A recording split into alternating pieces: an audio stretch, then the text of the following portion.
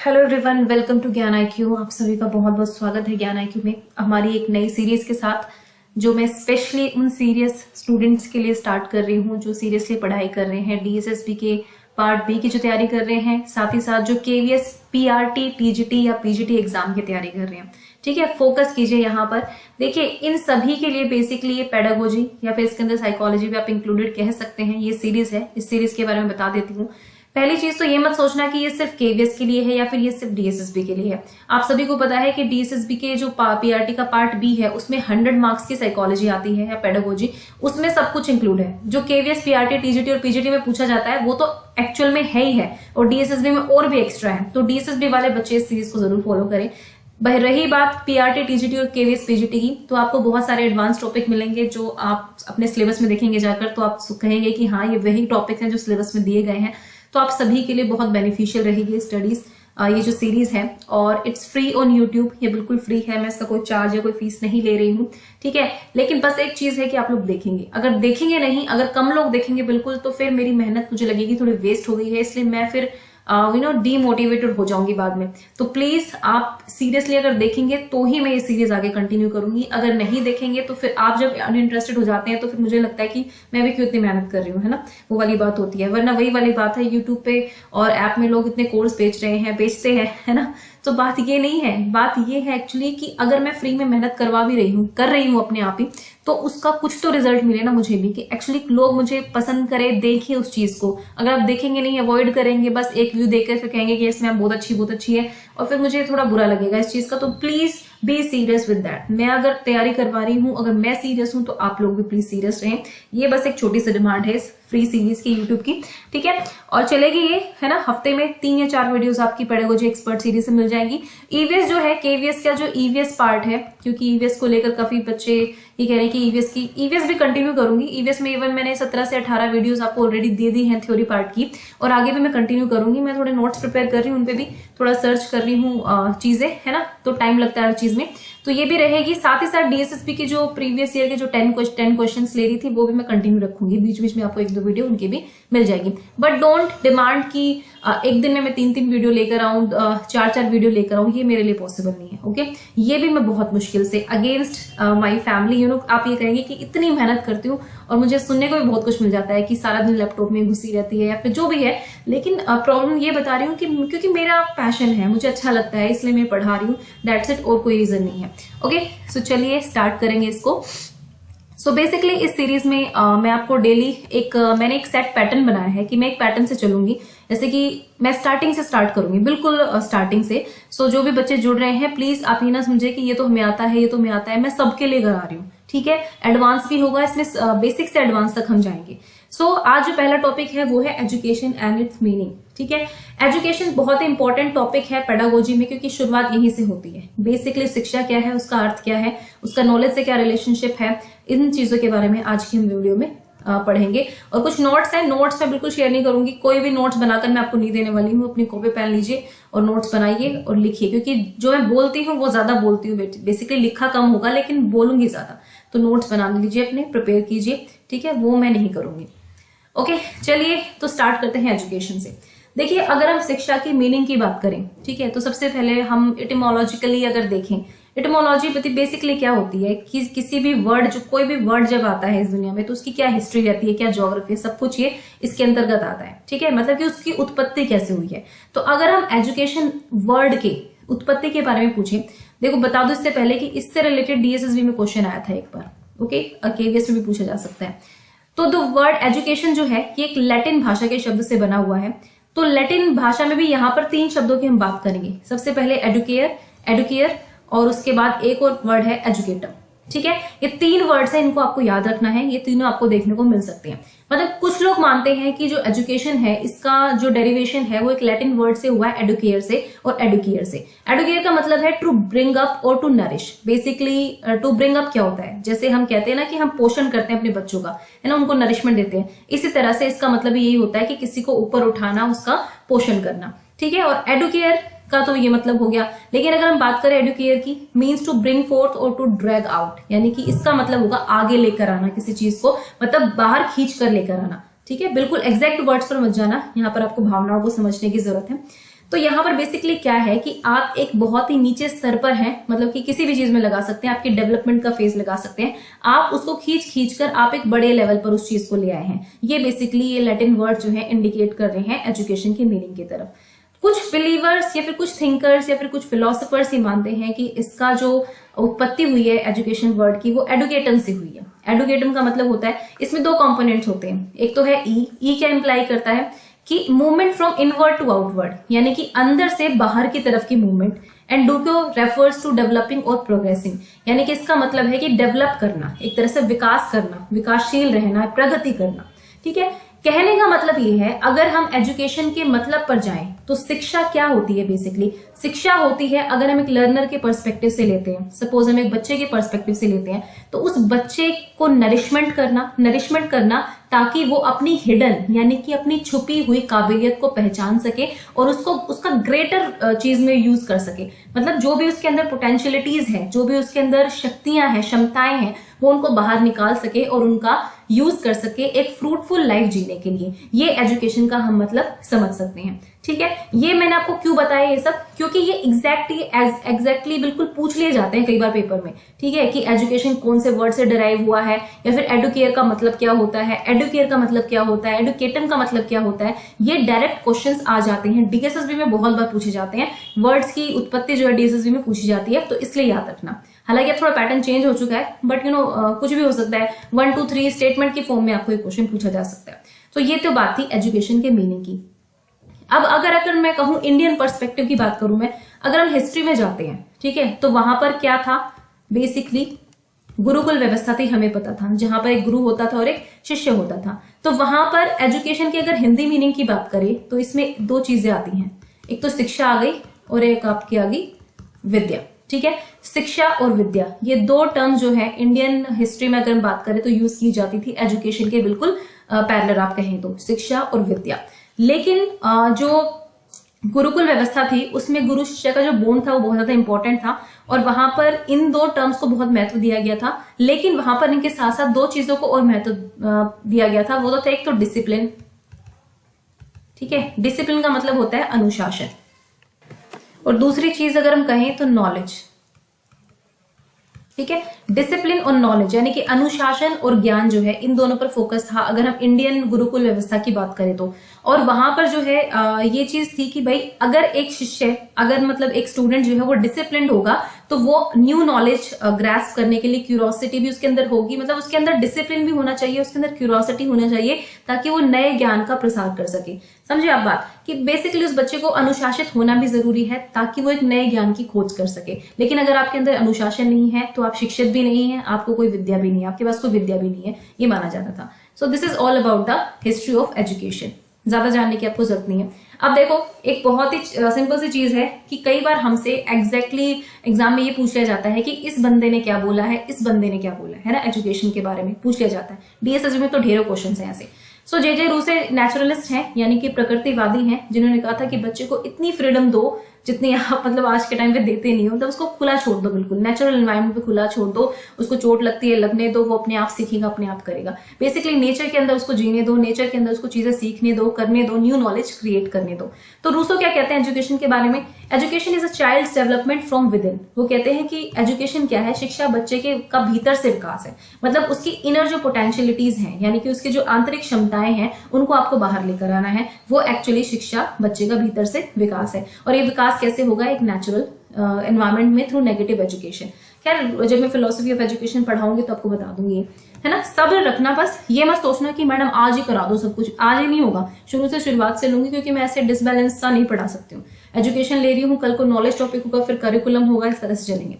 अब हम बात करें प्लेटो की। सो प्लेटो एक पॉलिटिकल थिंकर थे, लेकिन साथ ही साथ एक एजुकेशनिस्ट भी आप बोल सकते हो, क्योंकि एजुकेशन में भी इनकी जो थी, क्योंकि प्लेटो एंड एरिस्टोटल उस टाइम पे इन दोनों की जो बुक्स थी, इन दोनों के विचार थे, वो बहुत फेमस थे एथेंस और स्पार्टा में। सो बेसिकली इन्होंने भी बहुत कुछ बोला एजुकेशन के बाद। He believed that education develops in the body and soul of the pupil all the beauty and all the perfection he is capable of।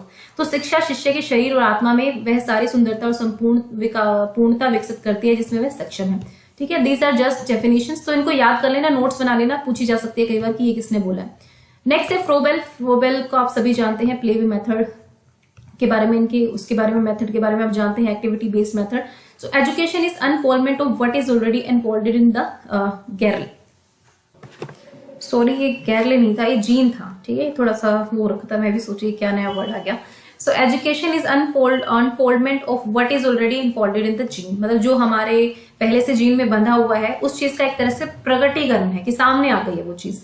It is a process through which the child makes the internal external, जिससे बच्चा जो अंदर की चीज है उसको बाहरी बना देता है, ठीक है, जो इंटरनल प्रोसेस है उसको बाहर लेकर आता है, उसके प्रकटीकरण करता है और उसको एक्सटर्नली बेसिकली वो अनफोल्ड कर देता है उन चीजों को।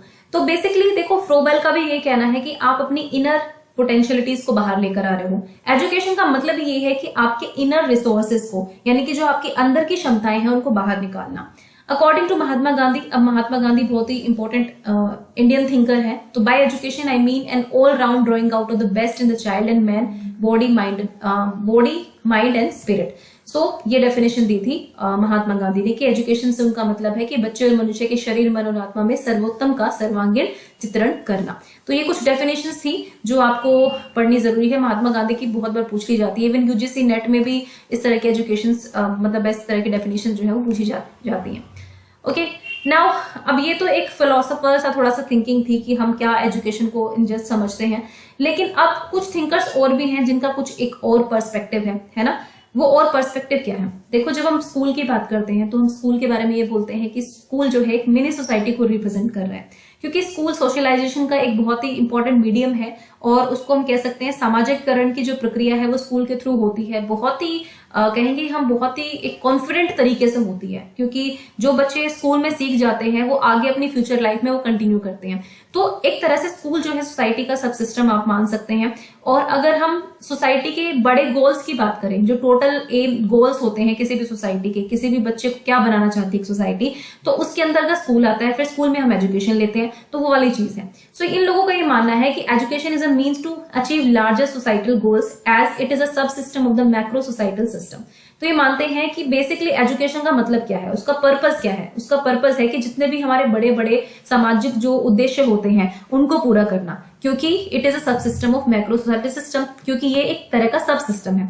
Hence education of an individual should emphasise his orientation to achieve the social goals. तो इनका थोड़ा सा डिफरेंट पर्सपेक्टिव है। जहां हम पहले वालों को देख रहे थे, जो फिलोसफर्स जो कहते हैं बातों को, भाई इनर पोटेंशियलिटीज को बाहर निकालो, वहीं जो सोशल थिंकर्स हैं वो मानते हैं कि हर सोसाइटी के कुछ ना कुछ सोशल गोल्स होते हैं, कुछ सामाजिक उद्देश्य होते हैं, उनको पाना ही, उनकी तरफ बढ़ना ही हमें एजुकेशन का मेन उद्देश्य होना चाहिए। यानी कि एजुकेशन को एक बच्चे को सोशल गोल अचीव करने में सक्षम बनाना चाहिए। अब देखो, ये मैंने एक चीज बताई, अब एक इंपॉर्टेंट चीज और आपको बताती हूँ। जब हम लर्नर की बात करते हैं तो हम एक बात करते हैं लर्निंग की, लर्निंग जिसको हम बोलते हैं अधिगम, ठीक है। सो एक क्वेश्चन आपसे भी मेरा है, वैसे मैं आपको भी आंसर बता दूंगी इसका, कि हम जब कहते हैं कि लर्निंग हुई है, इसका मतलब एजुकेशन हुई है, ठीक है। हम कहते हैं कि जब आपने लर्निंग की है किसी न किसी चीज की, तो क्या हम कह सकते हैं कि एजुकेशन भी हुई है, मतलब शिक्षा भी प्राप्त हुई है किसी न किसी चीज की। लर्निंग और एजुकेशन, इन दोनों में क्या वो है, मतलब समानताएं क्या है और क्या विभिन्नताएं हम कह सकते हैं इसमें। सो इस तरह के क्वेश्चन आपके पेडागोजी में बहुत आते हैं कि लर्निंग को अटैच कर दिया एजुकेशन से, एजुकेशन को इंस्ट्रक्शन से कर दिया, एजुकेशन को किसी और चीज के साथ कर दिया, और फिर कुछ एक आधी स्टेटमेंट्स पूछ ली जाती हैं कि अब बताओ ये भी ठीक है, ये भी ठीक है, जो भी ठीक है। तो देखिए, जब हम लर्निंग की बात करते हैं अधिगम की, तो हमें पता है कि learning is the permanent change in behaviour, almost permanent, है ना। ऐसा नहीं है कि बिल्कुल ही परमानेंट, कभी कभी बिल्कुल परमानेंट ना होकर भी कुछ कुछ परमानेंट हो जाता है, कई सालों तक वो चीज चलती है, तो वो भी लर्निंग का पार्ट बन जाती है। तो परमानेंट चेंज इन बिहेवियर हम मानते हैं बेसिकली इसको, कि एक परमानेंट चेंज आ रहा है आपके अंदर बिहेवियर के अंदर। तो इस हिसाब से भाई एजुकेशन तो हुई है ना, शिक्षा तो कुछ प्राप्त हुई है। अगर लर्निंग हुई है किसी चीज से तो शिक्षा भी प्राप्त हुई है। लेकिन यहाँ पर दो चीजें हैं। देखो, लर्निंग क्या है, लर्निंग बेसिकली आपकी, जरूरी नहीं है कि लर्निंग एक पॉजिटिव डायरेक्शन में होगी, लर्निंग पॉजिटिव भी होती है और नेगेटिव भी होती है। कोई नेगेटिव चीजों को सीख लेता है, ड्रग्स ले लिया आपने, है ना, ड्रग्स को आपने जिंदगी बना लिया, तो वो एक नेगेटिव चीज है, नेगेटिवली लर्न कर लिया आपने, भले ही बुरी संगत में करी या जो भी की, पर उसने आपने उसको आदत के साथ साथ अपनी लर्निंग में शुमार कर लिया है। किस तरह से ड्रग्स लेनी है, किस तरह से उसको पीना है, वो आपकी जिंदगी में शामिल हो गया, परमानेंट चेंज लेकर आ गया वो आपके बिहेवियर के अंदर। और सपोज एक इंसान जो है 10 साल तक उस चीज में बिल्कुल पूरी तरह से वो हो गया है, मग्न हो गया है, तो that is also called learning. तो लर्निंग नेगेटिव भी हो सकती है और पॉजिटिव भी हो सकती है। लेकिन जब हम कहें कि एक डिजायरेबल और एक पॉजिटिव चेंज हुआ है बिहेवियर में, तो हम कह सकते हैं कुछ ना कुछ शिक्षा प्राप्त की है। लेकिन अगर नेगेटिव चेंज हुआ है तो हम ये नहीं कहेंगे कि वो इंसान शिक्षित हुआ है ना, ये डिफरेंस है। तो ये ध्यान रखना है कि अगर हम कहें कि लर्निंग हुई है तो हमेशा ये मतलब नहीं होता कि वो इंसान शिक्षित हुआ है। इसके भी दो फेसेट्स है, तो आपको दोनों समझने पड़ेंगे। क्वेश्चन किस तरह से पूछा जाता है आपके एग्जाम में, आपको ये चीज ध्यान रखनी होगी कि वो नेगेटिविटी की बात हो रही है, पॉजिटिविटी की बात हो रही है, फिर कनेक्शन कैसे एजुकेशन से दिखाया गया है। ओके, यही सेम क्वेश्चन आपका नॉलेज के साथ भी हो सकता है कि लर्निंग और नॉलेज इन दोनों में भी आपका कंपैरिजन आ सकता है, या फिर इन दोनों से रिलेटेड भी इनको कंबाइन करके भी क्वेश्चन आपसे पूछा जा सकता है। तो इस तरह के क्वेश्चन से हमेशा थोड़ा सा बच के रहें, मतलब बच के मीन्स थोड़ा सोच समझ के करें। देखो नेक्स्ट है नॉलेज और उसका मतलब। अब नॉलेज, ज्ञान को समझ लेते हैं क्या होता है। Epistemology is the theory of knowledge. देखो ये क्वेश्चन ना बहुत परमानेंट पहले बनता था, यूजीसी नेट में भी आता था, डीएसएसबी में आता था कि थ्योरी ऑफ नॉलेज को क्या बोलते हैं, कि भाई ज्ञान के सिद्धांत को हम बेसिकली एपिस्टेमोलॉजी बोलते हैं। हिंदी में I don't know the exact meaning, आप लोगों को अगर पता हो तो कमेंट सेक्शन में डाल देना। It deals with the knowledge as a universal matter and aims to discover what is involved in the process of knowing. मतलब ये है, ये ज्ञान को एक सार्वभौमिक पदार्थ के रूप में पेश करता है। एपिस्टेमोलॉजी की हम बात कर रहे हैं कि भाई ज्ञान जो है वो सार्वभौमिक पदार्थ के रूप में बिल्कुल, और इसका उद्देश्य यह जानना है कि जानने की प्रक्रिया में क्या शामिल है। हम ये कहते हैं जब हम प्रोसेस ऑफ नोइंग के बारे में बात करते हैं, फिर हम नॉलेज के बारे में बात करते हैं, ठीक है, तो हम कहते हैं कि ज्ञान जो है वो स्थिर नहीं होता है, वो नॉलेज जो है वो चेंज होती रहती है टाइम टू टाइम। अगर हम आज से कुछ हजारों सालों पहले की नॉलेज की बात करेंगे तो वो डिफरेंट होगी, लेकिन वो आज के टाइम में आते आते चेंज हो चुकी है। पहले हम क्या ये मान सकते थे कि भाई एरोप्लेन उड़ेगी, है ना, एरोप्लेन उड़ेगी, गाड़ियां चलेंगी, जब पहले ऐसी चीजों का जिक्र भी नहीं था कुछ हजारों साल पहले, तो वो उस टाइम की नॉलेज नहीं थी। लेकिन आज हम कहें तो ये एक परमानेंट ट्रुथ है और एक नॉलेज का रूप ले चुकी है। तो पहली बात तो नॉलेज सत्य भी होनी चाहिए, साथ ही साथ उसको मानने वाले लोग भी चाहिए कि हाँ भाई आप मान रहे हो, तभी वो ज्ञान का रूप धारण करता है। ठीक है, बेसिकली आप क्या जानते हैं, आप जो जानते हैं क्या सब उसको अप्रूवल भी देते हैं कि नहीं देते हैं, उन चीजों पर भी नॉलेज जो है वो मैटर करती है। Knowledge is sum total of man's interaction with his environment and his interpretations of the same. तो भाई जो भी आप एनवायरनमेंट के बारे में, मतलब आप एनवायरनमेंट के साथ जब इंटरैक्ट करते हैं तो काफी चीजों के बारे में आप जान जाते हैं, है ना। हमें जब छोटे बच्चे थे हमें नहीं पता था कि पेड़ पौधे भी सांस लेते हैं। धीरे धीरे हम एनवायरनमेंट के टच में आए, हमने पेड़ पौधों को देखा, उनको ऑब्जर्व किया, स्कूल में उनके बारे में पढ़ा और हमें ये नॉलेज मिली कि हाँ भाई पेड़ भी सांस लेते हैं, है ना, वे भी लिविंग थिंग्स है। And is interpretations of the same, और फिर हम क्या इंटरप्रेट करते हैं वो भी एक नॉलेज का रूप बन जाती है। ठीक है, इसका मतलब ये नहीं है कि अगर मैं कहूं कि भाई ठीक है धूप में कपड़े सूख रहे हैं तो भगवान आके ना कपड़े सुखा जाता है, ये नॉलेज है, ये नॉलेज नहीं होगी। ठीक है, वो इंटरप्रिटेशन आप करते हैं बट उसका प्रूफ भी होना चाहिए कुछ ना कुछ। जब वो प्रूफ मिल जाता है आपको, जब उसको हम एग्जैक्टली आप मान जाते हैं कि ये चीज 100% सत्य है, तो हम उसको ज्ञान का रूप दे देते हैं। ठीक है, तो वो नॉलेज हो जाती है। तो ये था नॉलेज के बारे में। ज्यादा डीप में पढ़ने की जरूरत नहीं है क्योंकि इतना डीप में पूछा नहीं जाएगा, ये सारे कंसेप्ट आपको पता होना चाहिए। अब ज्ञान और डिसिप्लिन में क्या डिफरेंस है, देखिए यहाँ पर मैं दो तरह के डिसिप्लिन की आप बात कर सकते हैं। एक तो होता है अनुशासन, मैं यहाँ पर अनुशासन की बात नहीं कर रही हूँ, यहाँ पर मैं बात कर रही हूँ विषयों की, है ना। डिसिप्लिन क्या होते हैं, बेसिकली आपका सोशल साइंस एक डिसिप्लिन है, मैथ्स एक डिसिप्लिन है, ठीक है, इनको डिसिप्लिन कहते हैं। ये विषय होते हैं, विषय को डिसिप्लिन बोलते हैं। आपने सुना होगा मल्टी डिसिप्लिनरी अप्रोच, यानी कि अंतर विषय का अप्रोच पढ़ी होगी आपने, एनसीएस में पढ़ी होगी, आई एम श्योर काफी लोगों ने पढ़ी होगी। तो उसमें हम क्या बोलते हैं कि सब विषयों को एक दूसरे से जोड़कर पढ़ाना चाहिए। मल्टी डिसिप्लिनरी अप्रोच होती है, इंटर डिसिप्लिनरी अप्रोच होती है। तो ये सब डिसिप्लिन का मतलब होता है यहाँ पर विषय। तो हम यहाँ विषय की बात कर रहे हैं, नॉट अनुशासन। ओके, नॉलेज, ज्ञान और डिसिप्लिन का हम देखते हैं क्या संबंध है। देखो डिसिप्लिन क्या होता है, क्योंकि जब हम बात करते हैं नॉलेज की, तो नॉलेज हमें किसी ना किसी कंटेक्स्ट में तो मिल रही है ना, उस कंटेक्स्ट को समझने के लिए हमें डिसिप्लिन को समझना पड़ेगा। तो एक शास्त्र या फिर एक विषय is an organised body of knowledge with a logical structure.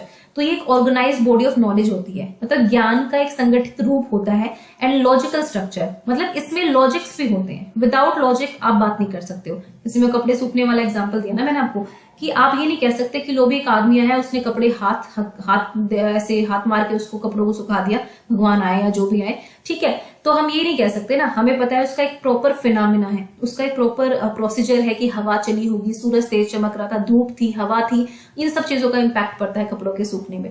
सो ये इसमें एक लॉजिकल स्ट्रक्चर होना चाहिए। कोई भी डिसिप्लिन होता है तो उसमें जो भी नॉलेज आपकी होती है इकट्ठी, उसके साथ एक लॉजिकल स्ट्रक्चर होना चाहिए, वो इलॉजिकल चीजें नहीं होनी चाहिए। It is a network of concept and generalisations which explain the relationship among a body of facts, है ना। रिलेशनशिप्स होने चाहिए, कॉज एंड इफेक्ट रिलेशनशिप की बात करते हो आप साइंस में, कि अगर कोई कारण है उसका प्रभाव क्या होता है, हम ये समझते हैं ना। तो ये कंसेप्ट पर डिपेंड करता है कि कंसेप्ट्स क्या है, संकल्पनाएं क्या है, फिर उन कंसेप्ट को हम जनरलाइज कर लेते हैं। एक सिचुएशन में वो चीज ऐसा प्रोड्यूस करती है, तो सेम चीज सेम सिचुएशन में, बस उस तरह की सेम सिचुएशंस में हम उस चीज को अप्लाई भी करते हैं, इसको हम जनरलाइजेशन बोलते हैं।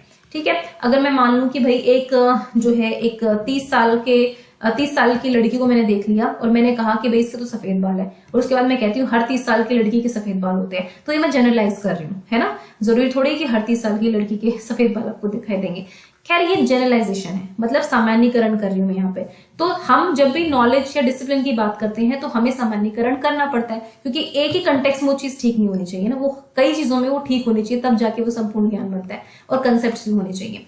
Knowledge is produced by a variety of discipline. अब हमें पता है कि हमारी नॉलेज किस किस तरह की होती है। देखो साइंटिफिक नॉलेज हमारे पास होती है, सोशल नॉलेज होती है, मॉरल नॉलेज होती है, स्पिरिचुअल नॉलेज होती है, ये सारे जो है वैरायटी ऑफ डिसिप्लिन है। तो नॉलेज जो है इन सब के थ्रू प्रोड्यूस की जाती है। The production of knowledge within discipline has psychological, sociological as well as logical aspects. और इस तरह की नॉलेज जो हम प्रोड्यूस करते हैं उसके सारे एस्पेक्ट्स होते हैं, उसके साइकोलॉजिकल एस्पेक्ट्स भी होते हैं, उसके सोशियोलॉजिकल एस्पेक्ट्स भी होते हैं, और उसके लॉजिकल भी, यानी कि मनोवैज्ञानिक भी होते हैं। इसमें हमारा इमोशंस का पार्ट भी आ जाता है ना। कुछ नॉलेज ऐसी होती है जो हमारे इमोशंस से कनेक्टेड होती है, कुछ सामाजिक होती है जिसे हमारा समाज, हमारा कल्चर मानता है। जैसे कि हम कुछ अंधविश्वासों की बात करते हैं, उसमें भी कई चीजें, सुपरस्टिशन पर या विश्वास पर भी कुछ नॉलेज होती है। फिर हम कुछ, हमारा इंट्यूशन जो है वो भी हमें बताती है, मनोवैज्ञानिक के अंदर आ जाएगा कि मेरी इंट्यूशन ये कह रही है कि ऐसा हो सकता है, तो वो भी एक तरह की नॉलेज है। और एक उसके कुछ तार्किक पहलू भी होते हैं। कुछ नॉलेज ऐसी होती है जो लॉजिकल होनी जरूरी हो जाती है, अगर उसमें लॉजिक नहीं है तो हम उसको नॉलेज नहीं मानते हैं।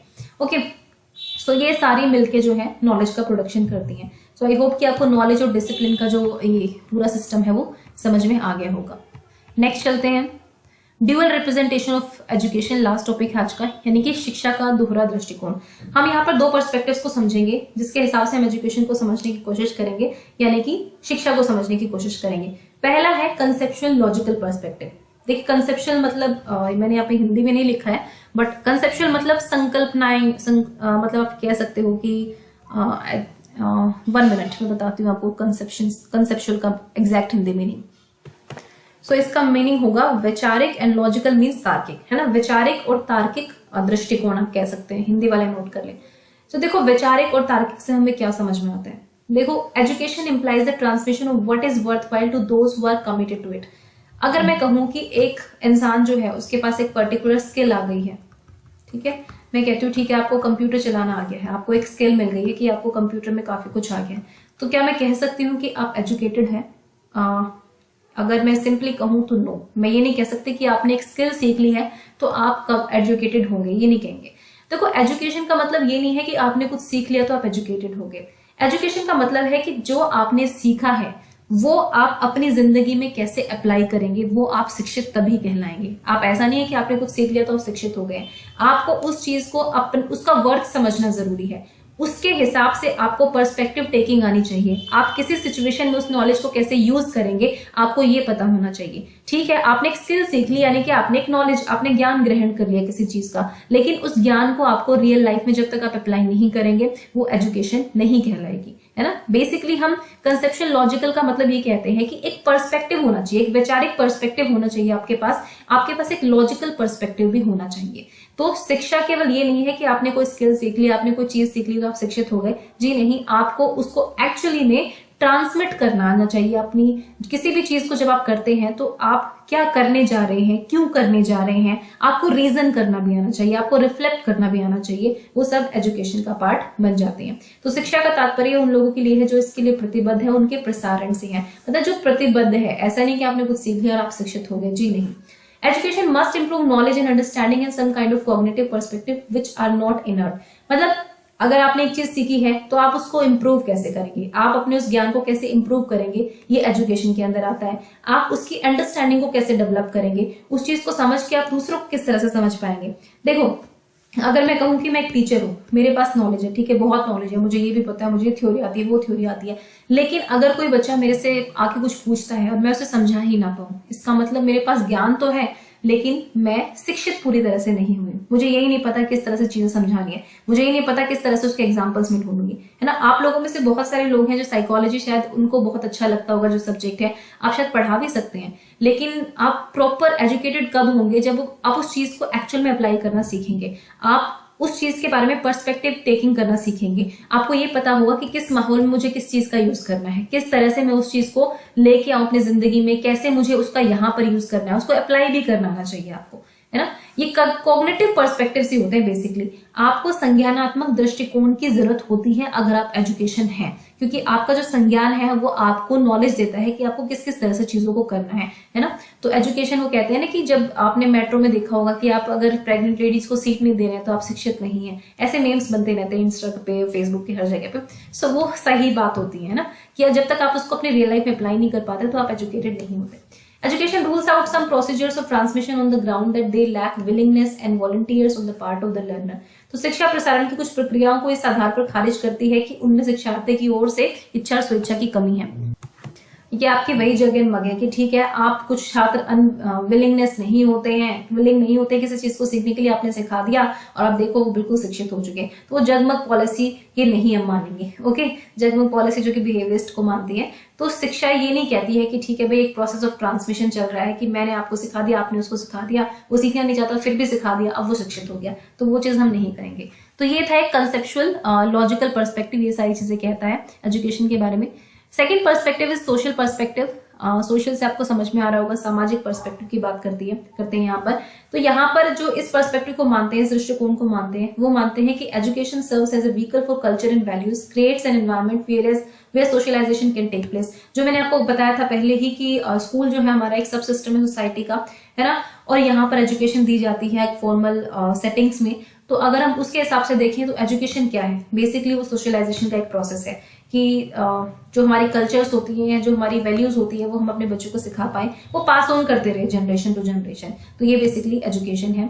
The social aims of education are to give all peoples an insight into their social inheritance, ideals, conditions, custom, institution of the society. Basically वही है, इसमें आपके सिर्फ ये नहीं है, सोसाइटी का मतलब ये मत सोचो कि मेरा परिवार की ये मान्यताएं हैं तो मेरी, जी नहीं, यहाँ पे ब्रॉड पर्सपेक्टिव को देखिए। जैसे कि हमारा इंडियन कॉन्स्टिट्यूशन क्या कहता है, हमारा जस्टिस की वैल्यू है, इक्वालिटी की है, फ्रेटर्निटी की वैल्यूज है। ये वैल्यूज हम कैसे जो है अपने बच्चों में ट्रांसमिट कर सकते हैं, ये एजुकेशन पर्सपेक्टिव है। क्योंकि जो इंडियन जो आपके कॉन्स्टिट्यूशन है वो बेसिकली आपका सोसाइटी का ही एक पार्ट बनाता है, मतलब उसमें जो वैल्यूज है वो हमारी सोसाइटी की ही वैल्यूज है जो उस संविधान के अंदर डाली गई हैं। तो एक ब्रॉड पर्सपेक्टिव में देखिए, ये मत सोचिए कि नहीं जी ये वाला समुदाय ये कहता है तो ये एजुकेशन होगी, ये वाला समुदाय ये कहता है। इसको आपको इंडिया के पर्सपेक्टिव में देखता है कि इंडियन कल्चर जो है, नेशनल पॉलिसीज जो बनी है, जो नेशनल फ्रेमवर्क्स बने हैं, वो सब इंडियन फिलोसफीज पर बनी है कि भारत के जो संस्कृति रही है एजुकेशन की, या कितना हमने वेस्टर्न थिंकर से लिया, कितना क्या लिया, उन सभी को मिला के हमने कुछ वैल्यूज बनाई है अपने लिए, और उन्हीं वैल्यूज को ट्रांसमिट करने का काम करती है हमारा एजुकेशन सिस्टम, और उसी पर बेस्ड होती है हमारे ये जो करिकुलम सिलेबस, सब हमारा उसी पर बेस्ड होता है।